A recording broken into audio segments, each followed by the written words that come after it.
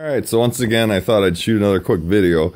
If your four-wheeler's bogging out, I got the same issue with this, and I thought I'd shoot a quick video to show all you guys out there how to resolve the problem.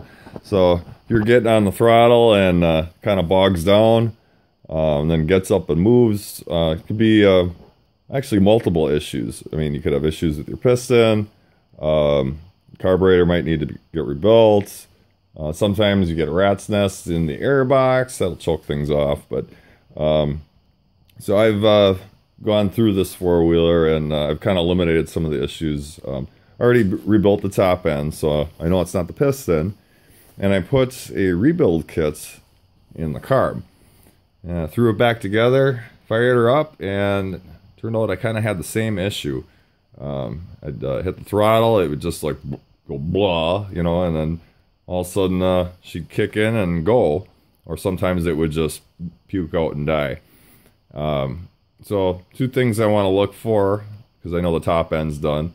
I'm going to pull a bolt on the bottom of the case and drain the case, see if there's any fuel in there, because that'll cause that. And also I've got fuel coming out of the bowl of the carburetor. This is the overflow hose, so when it's running, a little bit of fuel will trickle out of there. So, like I said, I rebuilt the carb, but I'm thinking I got to do a little tweaking on the float. So, I'm gonna show you what I plan to do here, and hopefully this helps you out. Hopefully this video gives you guys some ideas on what to look for. So, just hang on, and I'm gonna pull that carb out and show you what I got.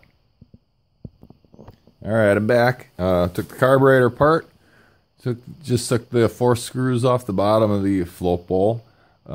Just wanted to say, part of the reason that this is bogging out is generally due to fuel backing up into the engine.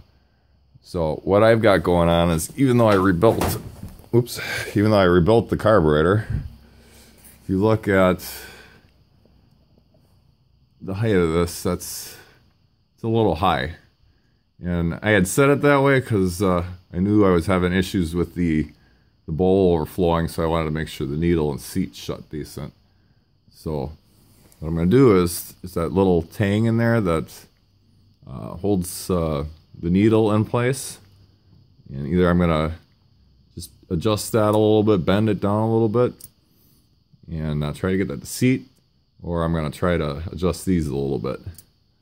And then, like I was saying earlier, there's a screw underneath the engine. Let's see if I can be able to see it. Okay. Basically, it's right by the starter. It's 10mm bolts. You pull the bolts.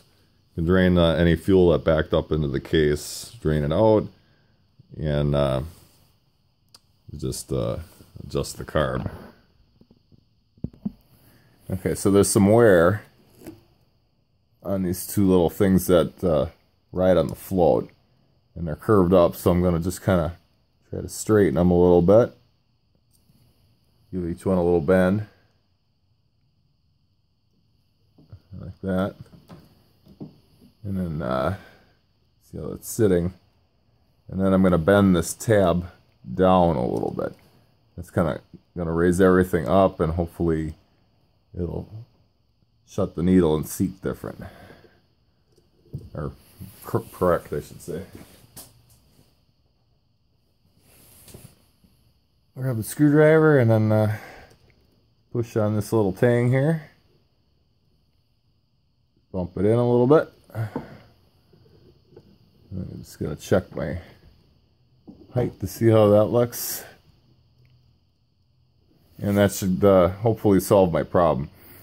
I'll assemble everything, and that should stop fuel from backing up. And just one little tip or trick to help you figure out why your ATV's bogging out.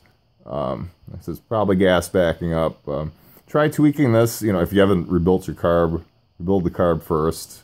He said with adjusting this float height, that should solve my problem. and fuel should stop backing up into the engine. So thought I'd I'll let you guys know. Hopefully this helped you out. Please subscribe to my channel. And I hope you enjoyed this video. Till next time.